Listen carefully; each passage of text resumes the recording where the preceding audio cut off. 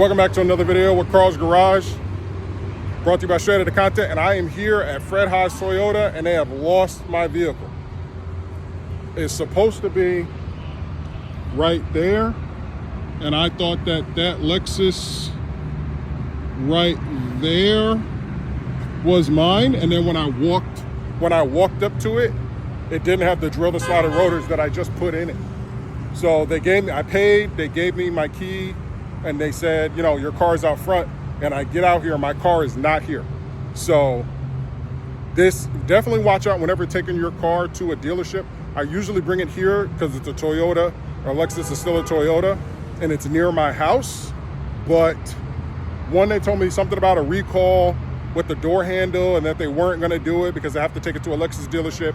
And then I'm like, okay, I had waited a long time. They had claimed that they did the oil change, and now the girl who took my key and my paper, I don't know where she went. She ran off somewhere, and everybody's telling them that they don't know where it's at. So I'm gonna head inside. I'm gonna let you guys know again, it's Toyota country out here, so we'll see. All right, so they found it. It took a while. I had to get the supervisor. They found it. Again, you got to be very, very careful when bringing your car to a dealership.